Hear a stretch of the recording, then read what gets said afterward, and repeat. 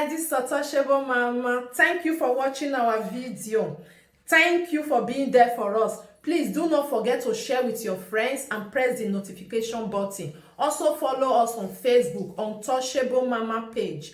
You can also see me on Touchable Mama backup page. We are there for you. Thank you for being there. Thank you, one love. I appreciate each and everyone. Bye.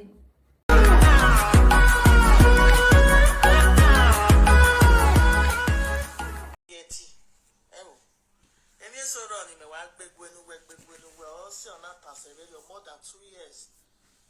That's an event in here, or involve a woman. Well, yeah, woman, the Magbazu no ba.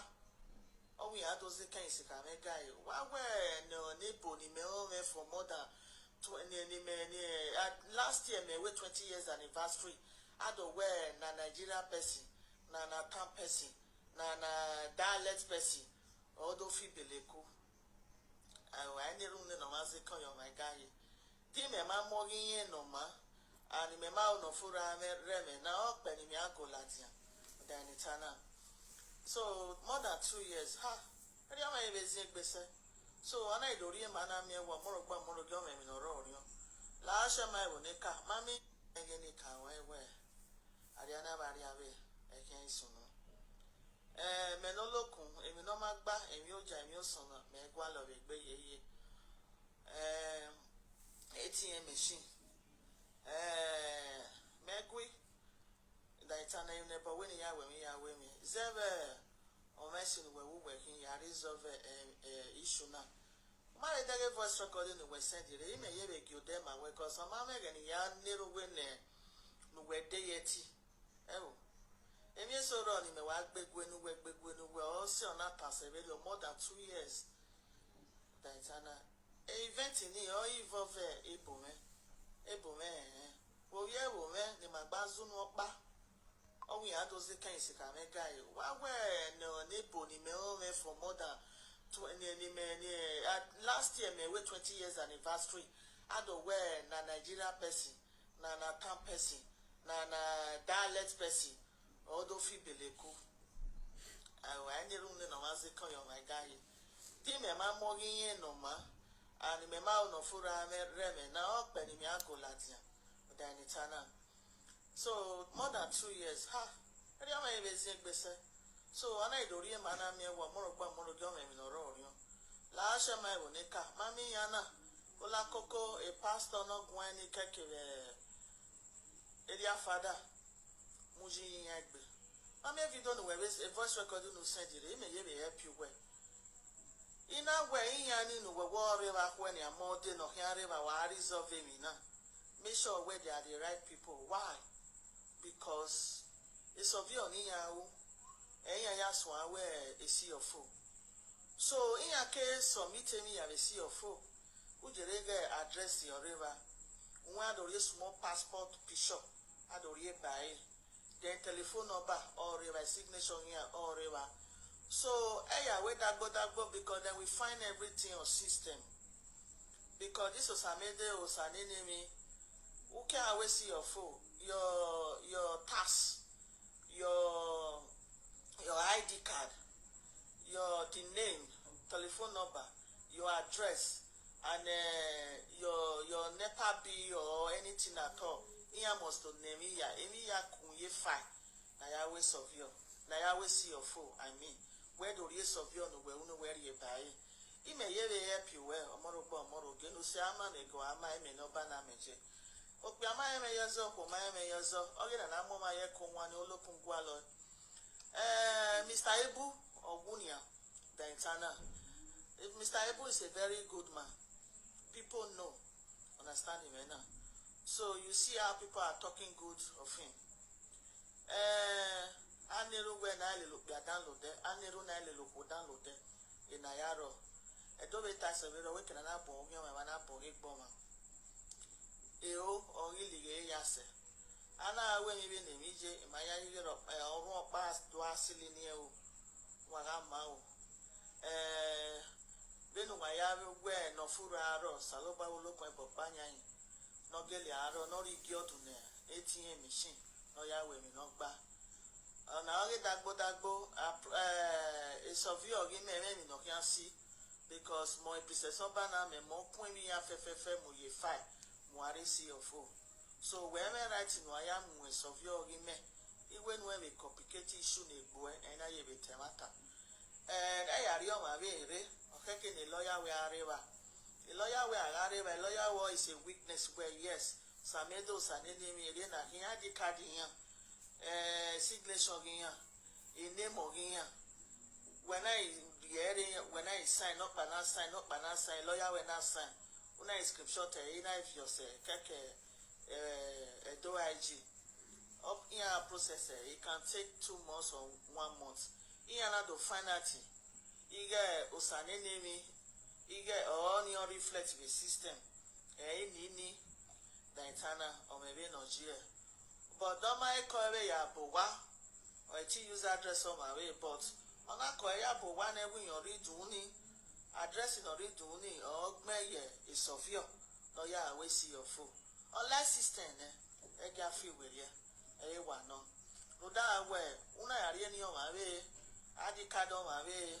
Why if you been a seva usamede name submit information for so many years we see your fool we were. Or see an Indiana Latin, or may see your foe, or see an Indiana Latin system. I believe we formation or give or Samede or Sanenemi address or a yoga, a nearage, a signature, a passport, a face, because almost only one small piece of passport, Uri buy an ID card you wearing, signature or address, or so, chairman for when they come. Cause another issue to yourself. You see your foe, though IG, they are not stupid, just like a court, you know.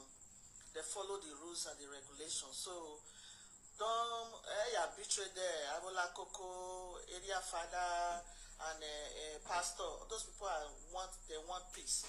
And if I know one time now, they want peace to reign. Because you might me anything there. More Latin, because enough is enough. More than 2 years. Why we know my ass the so no, I'm not carrying nowhere. What is up in Ayane?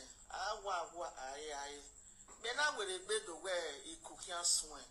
When my guy in here could on his him, and we can on his him. It can it buy. On I will be by Aria, I kit and a kitabu. A parable I make. So only my way I make Ben against with me. But okay, equip my singing. Our one or that way or sote would yame. No, yeah, well, I win it. I mean, I can't make but I'm a magui. It's a Latin where what I made because it was taking so long. Ebomen no, either way, we say Nigeria, it don't way better with me. I was a way boy, no cover no me. Where is the sea of food? Where is the sea of food for more than 2 years? Oh, yeah, I don't know where don't leave him on what? The internal. Alagbo dem ejeme not yo and they travel na emi ya fefefe oye na me uwe do uwe ma we ho me ma mo uwe ya ime koki gi owa we zebo loko ni hin but ya we ri eme fo ekwe meje o se ni na gbegbo ma igwa geme igwa foji mi ya wa ta na yin ye we oriome la ibare igwa tigbe mu for years and years and years so no. Okay, the national tower, or my wing and coon, or my wing and coon. In only a 10 money good there, you may get in there. You see your fool, and that is the true matter. This is a rugged guy you people are talking about, OTM machine. In an enemy in here, but may not ban a maya only very better work back. Uda, one women saw my own, make why you know where it is. But Danny J is standing here, even the way but that is standing here. I don't know where me on a boys, a big bay, or say a big bomb out till Mammy, I mean, I gave my standing with Prodano to West. I carry me no banamen. If I mean, I don't want it to be a bit no money. Oh, I know where one more woman, no man, who make her we are record there. If you do, one post it. ATM machine, I mean, not as though if you know. Ya yo beta muwa we no ya gimari estate me ya disturb my wa ye me ki ade wana ime da rufe ogwa we bo wari tiktok me more than 50 million, 50,000 euro or 45,000 euro. I will wait December. Then it's a euro high naira. A euro. They know in naira. A euro aha. So, no. Imaro map, Yamaro mapo. Enije mame. Ite be put them in ya. If you don't know what can receive why I told me not mamma why I go while your pow or a manua, while you vow or a manua. A denabu of Barney, Nettie Machine boo. We am motor.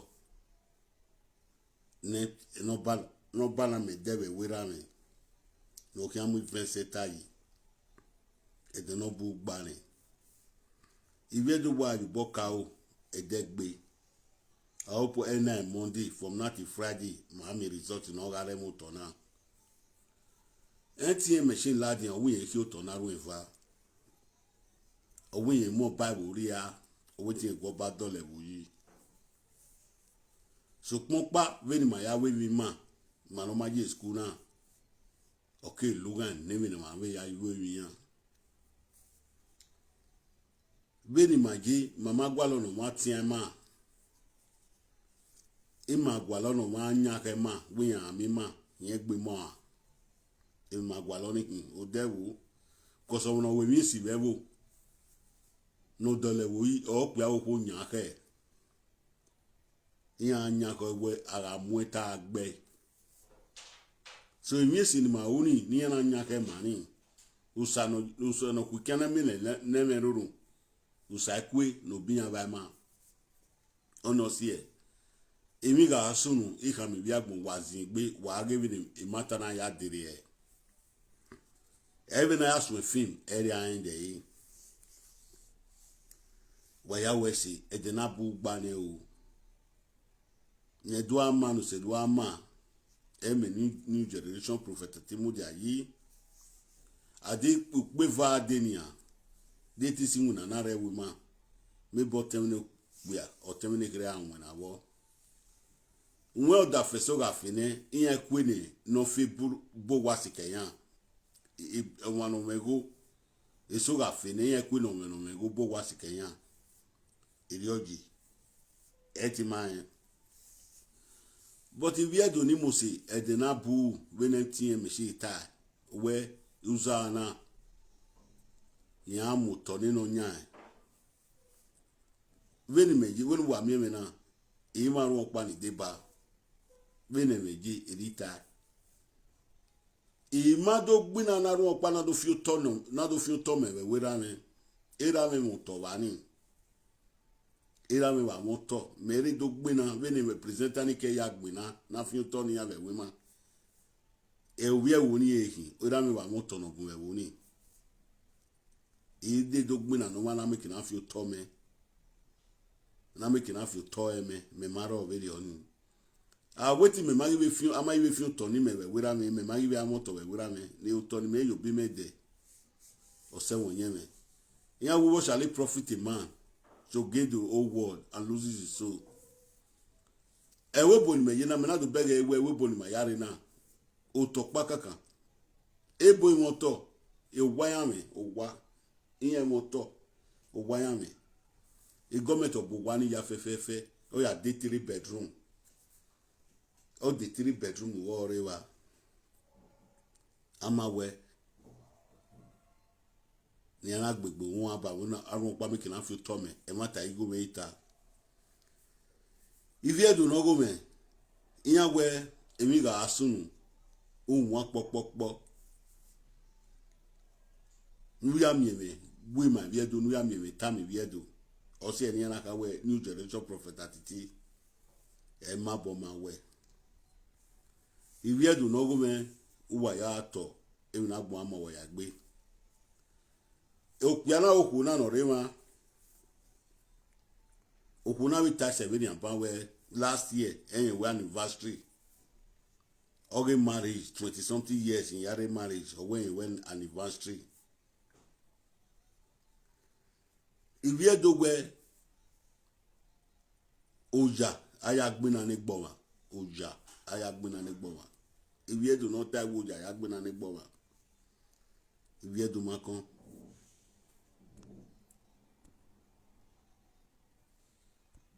iviedo no ta woja ayagbena negbowa iviedo ni iyan makon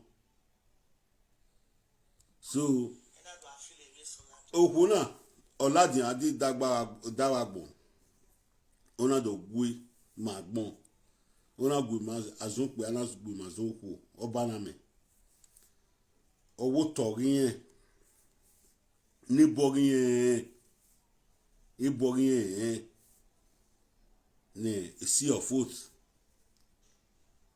o gbe mi yana la sunu e ma so ekwege do taladian ma wo do taladian adege iviedo woja ayasi me woma Obanamen omagoja ni wa kan aja ni yen wi ro wodo o we time video na baba na we last year in one anniversary but o we property orin yen gwalo waya wesi ona be di ma bi ku no ro wodo no ya friend abi chairman no ya friend abi redo chairman ona we di enwani ya ona we di enwani ya Obanamen na imi sunu ni dadoge ya len imano bure shoe na kege ni ya di nudo ya wa bemi ku wo ekwege so la dian we property oge aga we ekwege so la dian ikata we do ka we zona so na we Obanamen lo we MTN machine mama bo kan MTN lo we ke Obanamen mo bo kan e no kan wo o motor ni atana I week wo ya iko ya wa ina we ni ya we ta we do I week be ai ikpe ya wa ina we no robo ya e robo ku ma o tu no gwaligo no seti delewo yi mo tu no gwaligo no seti delewo yi oga o pugbe ma ya delewo yi emi na ma e ma gogo yi wa bi ni mata na ya sun kreda adi we na ya mu to Obanamen no Obanamen eyi we na ya mu to ne eyi kege ni ya adi imade bateme imade Obanamen ne do ama no selu ama ememudi ayi so we ne we edena bu edena kai edena bu osotone ugogo no kwano ena we ni lo le maki hungie oteme no ke we mari ishema weleka MTN machine adige mama e pace no regboku na Obanamen e mama e pace no ro imano buseti ka wito ya ewekia ya segbe mena imano buseti ta very oni because iya we mi ade ori legbo ori logo igbe mi no pia ri mi ekwewe otore ore weleka ni we mi ekwewo tin re weleka event session ya amuyo opisi wona no kwa na ya ri ewa yi na we mi ya ogogo no kwano wo ga tie wu me nu doni me se ti gbiyan no ka ise ti gboka niyan e mata no ro e gata iya we na yu boka o edegbene iruni me ina kege de ade ya fefefe na se ti mu to Obanamen na mu ne gbewe e na akwegi no e na akwegi no ina do bege ma ya no social media we presenter no social media ina do bege ewe no temata ro odewu ya da so agi e ma wa no se ni na temata we wa yo nya ya kun e oni aka moto Obanamen ni aka mu yo bone ade ma ni pe ma se ti gbina na ti ma ni ku be ekini pe ari je ki ma pe ari do that iti ma no ko kege ni ya di even pe ai u that ti ma ni ko kege ni ya di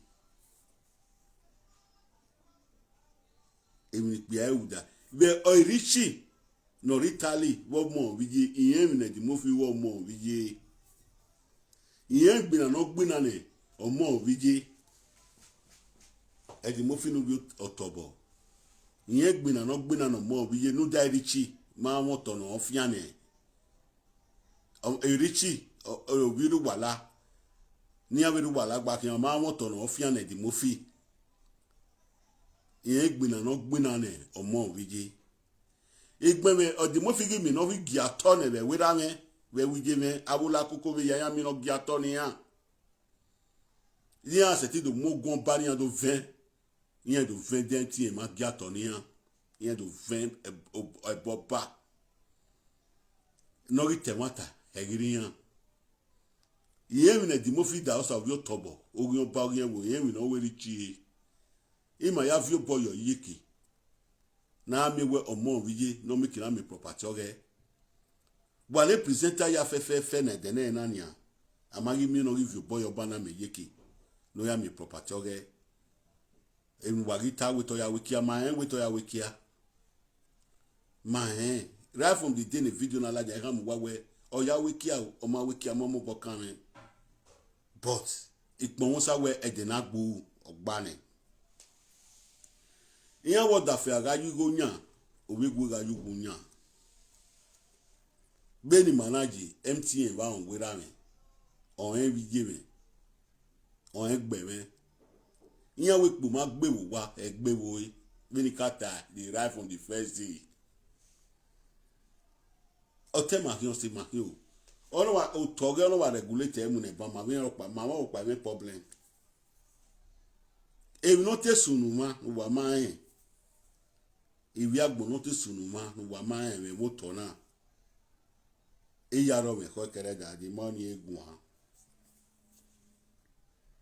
ena Monday maybe by now nania you say can na we see your 14 any rectify or this Friday you know bana me make na do kan me ma edo ya via oyo edo ya wuge da do wa man we do ya via oyo edo ya wuge ime ikam wa na edo ya wuge iya we na mwewo na gagari ya wa ibiewu ari fi o ma ni weri ebe ari fi e weri gege we oriawu o ma na hu iya we no ma do ya ri steni gewu ari rie na ya ti na ro wa ti no ro wa no hwen ni o ma eri wi ewu kai ibiedu ni mo se ibiedu no go mi wa gun ga video na e ti amubo pegbe gbepe tuwe na we na ege be hiane ni a na ya amugbe nwina na ya nwina na ya gwale ba ede beli tani wo me go gafe LOJ go je no ye ire life o we se je go ye go ye e pala mo ila ko imo ye life okay ato daga ni wetana o sabo no fun gbo we say sabo no we do for ATM machine no mo toy no mo ne o understand o for wotin agiki eri ono ma da ATM machine no ba to pa bebe ge we eri o mo javeri o right from the one make it o understand EJ obi e no obi e no e mare we me so that retire seji na ma keke de na ayo bo be ni manaji ma gogo na e auto magwa loke na agia ni ma oh e pa mu dia ni maria e go magwa lo ma yari ba yi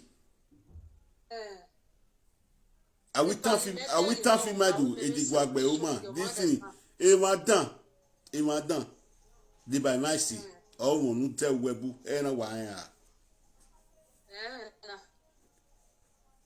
na o won we mi dan to defend it gbe na ka wo ma dan e we no ta your time no ma ka wo we mi dan ya o so malane na gi deceive adubo me mama ji school epa udami ome na ni udami ome a iwa oyan beni manaji malane no gigi go wo me go aga gun oh you know bebe ya deceive mama gbera okpo ni ni Epa gwegemeto we monti veni manaje magigi wo magigi yan wo obiogwe tiyan odafe tiyan yo wa tegbe me ma no odafe ro pa ise ti me tegbe o lo me go ji me tegbe me ri tema ta mo ma go no make na do level yi itan filo ma we imaka we imagwe egwan itan me filo ma we yeah ovia woni ehin emi no sunu we woni eya me ro mata to bo Obanamen ke soladia o me ni aga we perform ula kokwe do pe na ya ina ya gun ayo Ivan na do mi go to ni amogu aweyi MTN na we ya ma me ke do gun awedero we emi me si eni me na ke do gun awedero me na do gun a benu we kele li me hia me temu to ma we ma dia ya wita sin gbe ke de na amake e de na amake as gbe ke de na dero la epa When no jime gun ajo no na when no jime gun ajo no na problem yiro ogwede na bu ogbani oni o se me ma tie bo no kua ni ha me tie bo no kua ni ha mujane wa gime to imene akweno ya kwegi no ebuki na ke for am the result you understand result no re no clear you understand me no say be have a time where NTM should be respected by anybody no we go or we call ni always in no or I am so we donation we are tabanji ama mi be din na gun edokpa le mo ra le kan no na le ko e tie boni don richi we oma me hin e don richi ima wo wa agun steady e don richi we ni ya sunu ima wo wa agun ise di to re magbon ima wo wa agun e bi no ga ke yan we e bi no ku ga ke de to so bo ikura do a surprise thing e ma ya se ti gun a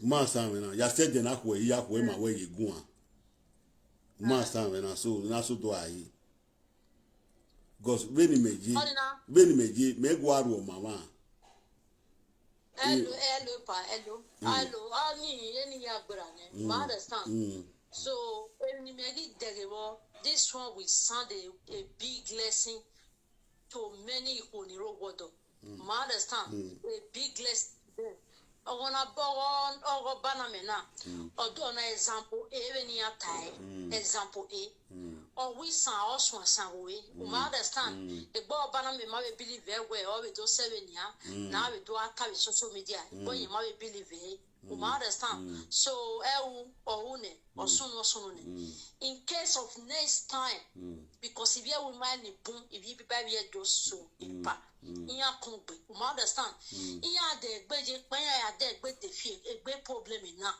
on your peace me understand on your balon ni me we because if you sunu that dog no see ko iya ja me nwa bet ni bu iya ja me nwa iya so de gbe ya de fi egbe problem na ba ho ni ya de gbe mo ade social media understand iya de gbe ja dejo wa e ki ya ho wa mo conductor wa Iye mwe conductor. Iye agwa le chema. Iye chema ga sinya bone. E chema ga sinya bone. Iye agwa le chema we iye ke mi chema we ori logo.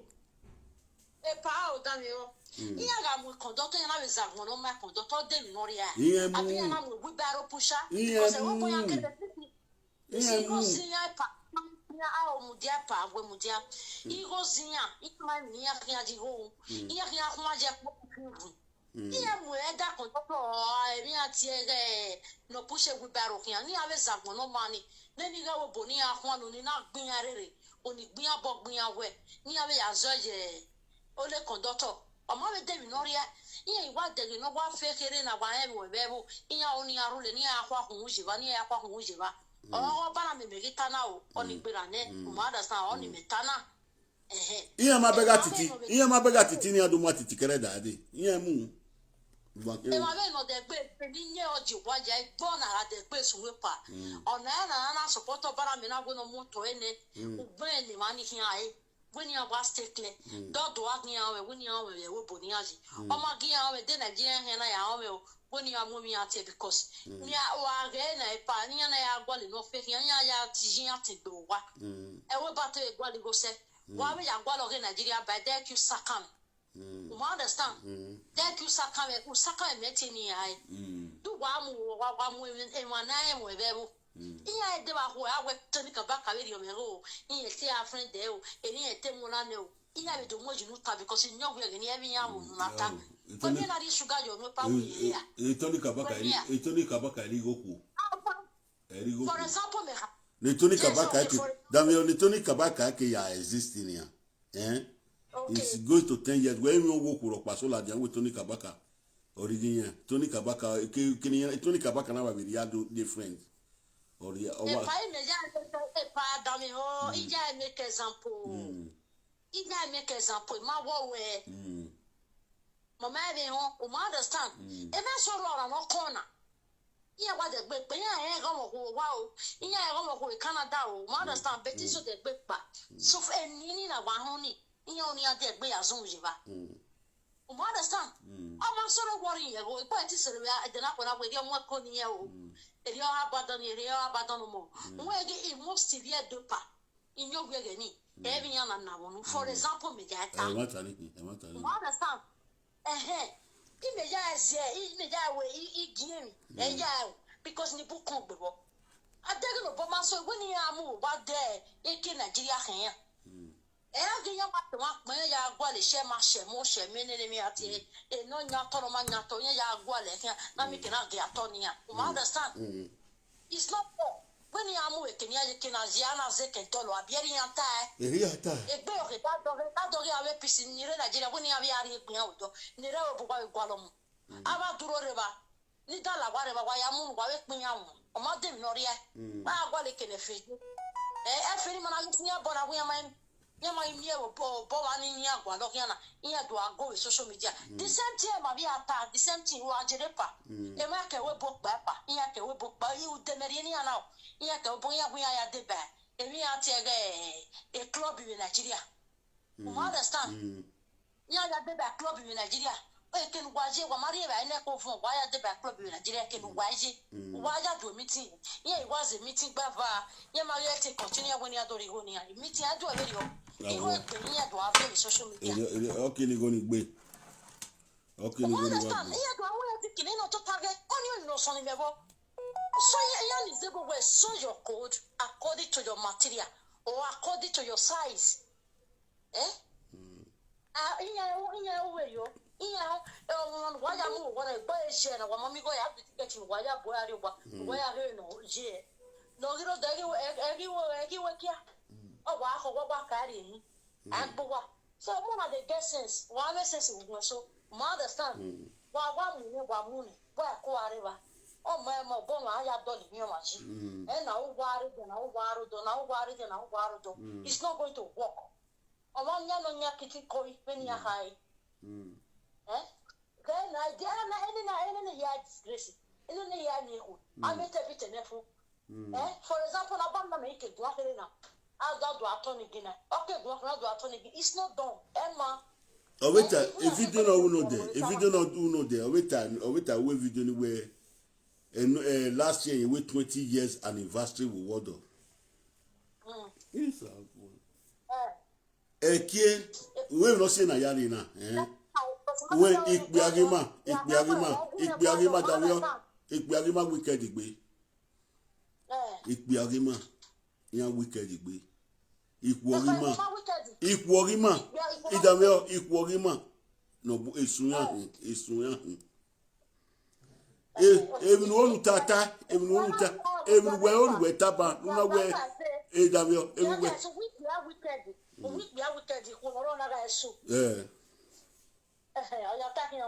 wo okun abani we e wa hin agwa ba ikunu tenu ate akunu tata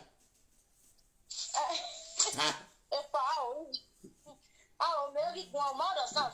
So now 20 years in marriage, you understand the way. The 20 years in your Okay, for 20 years now. Any na no do not get na do aka no my phone no mangi na. Any na disgrace. When you ever calm down, I understand the part. Iji. Ah, la je la video. Ni aba we la video bana. Iwa gwa igbo ide against the ban. O wa do reply. No ke ga gwa. O ga gwa wo ma support do reply. I will you a la video na. Come on now going because you can't be right in everything. You understand? Who said you right in here? And that we are set it by wepa. And we are set it by nobody work no banner way or my way say all the reply one. We are set it. Niti okoma we. Also not to no ba when I'm Iji. Damn yo. Niti okoma we. Inyeri lobieke Obanamen lobieke o. Ikatara from the 4th day. Big one video nana where Obanamen lobieke o. Obanamen ro wodo oni mamu bo kan no kan wo. Oh moto. No right woman. Kere daddy ba make a piece yo. Ma we tie be guan. Obanamen ma we ma gun upa ma guan. Upa ma we guan. Bi tie ina oni gweguan o mari o we awula koko ne na giato na we woman eyan se ti temata me wuge. Si se de na bu gbane. E de na bu gbane. Anaba fi 10 plots we woman. 10 land we woman na ya we. Hey, salo. Filigo kwa wiku e boro Peter woman oga we leka. Filigo kwa wiku do we leka pa na emula webo. Ero ajaji 10 plot no ku we. Wage kase ne wage kase ne e baba na ata wage kase ne. To go out when I journey alone, Elepa. To go out when I journey or any or no. So I can't have one wagon and you not take one understand. If you will let come out to the arrow, they are still going to join you, fight about it at least okay in your bonia. You are always a good carry. It been a see what we need. But all about a melepa, your color of there. No, okay, loud there. Only make that. All right, now there, you people have the right to talk to him. You understand because some of you know. I won't be a warrior, we are that. At that good about at least 6 years more opportunity or Tony. Oh, we should book it. No man, no care. I won't even understand. Igi nota. Netie machias one as 5 years, 6 years we woni. Do we woni okpane mula we put we okpane no keep business na error. But all you 10 plot ya we. Wa call you hello by bogo na we tie wo wa. The pa la wo. You okpane mi aje we ta understand. Me male le kon, e mi no la nya wunu e. E male le kon, iti e bonne ni a. Ma wu le kon. E mi me try me ta gbo ya re live video. Agbo ya he mi no so. You understand? O tun je no. You understand? O we na je le tie wo, wo na je le go teme ene na ma after do asile gbe wo e. Ge mi no no me. O ge mi ni o no le. Ibi e wo na. You understand? E ti gun do we me na we me ibi e wo ni me gun we na. A body remuta than what they are seeing social media. So what can we work one and more? Concern your who one you concern your who one you with Tani. Then they try to make that after you are seeing social media because you are a good fight to fight. Here are the Migo winner who understand where every man developing, every man developing. That don't get dinner way, Agijena, understand. We are not support a politician, but no, no boy or your family. Or your family. O que sont supportés ou nous pas rien mouger ou que sont supportés wa mwe de miati de hano o que sont supportés aya because valor ju arigena no valor no ma valor ouais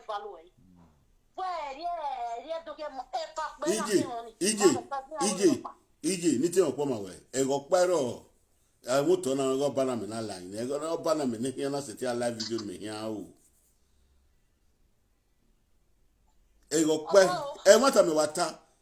E go pe ro na me na so a video me a o ne no Obanamen here na la way. I'm just telling the world the truth.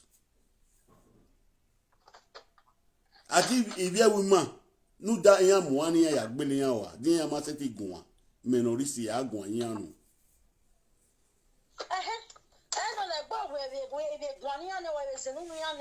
they will still join you. You understand? Bena wa gwana if you woman no mama get gwan, all of them is watching me. Because that is a good cause. When you have a if you woman, a borrow pity no re woman, e gira me no hwa. Amami wie woman pa, amiva. Na seti ya mu travel. Na seti ya mu travel. Ah, si go kwa wiku. Ah, ye ten plot ya uwe.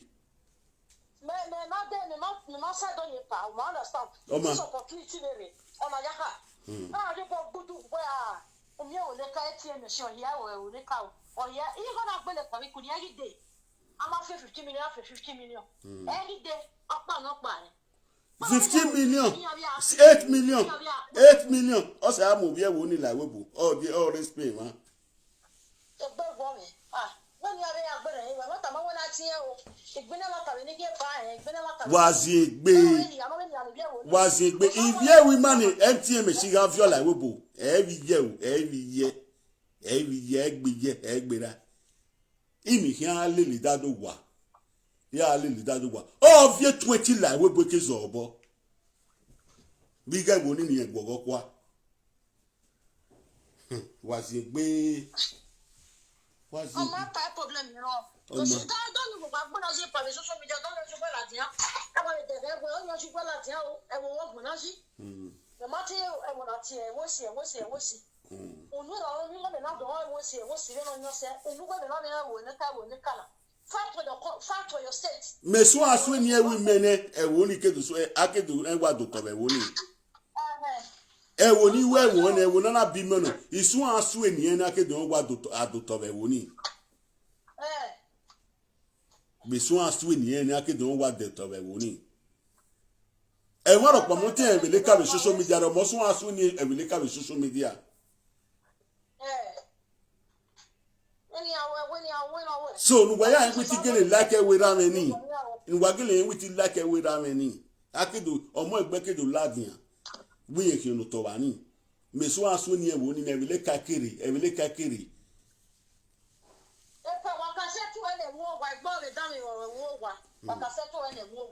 Emam eti megwi, webe eti megwi a. Megwi.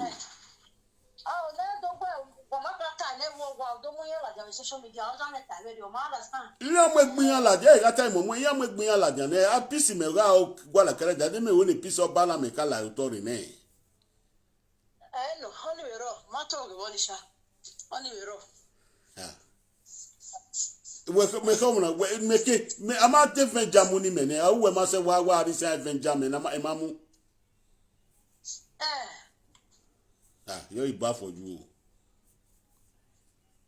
No ma ya ye 5 million we say ni me e se no wu ni me ni o sa boda agunmegbu bi asakaro sa bo o ma ye 200 euro we say me o sa bo agunmegbu e value ese that me share we say no pa that me share we say no when who do well for your sake ave mi arun se ave mi ati e when on yo boni awe woni nu gbe to bugbe be yen nu gbe to bugbe dele nu we do tin ave social media nu do po bone nu we do temu sajo when we jo boni ya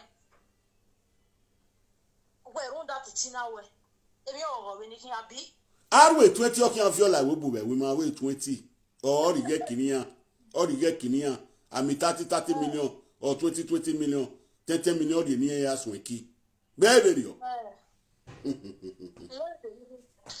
no because what am I not here one me na mu ruanze agwa daji agwa da boda weji o se na ATM machine se na daji o se na da boda weji. Ikaine Arwe 20 okian viola we bo or the 10 million ya sweki because of we ye 20 million be there. Ige wuma o ya uwi ige wuma ya uwi ona ki gage wage kase ni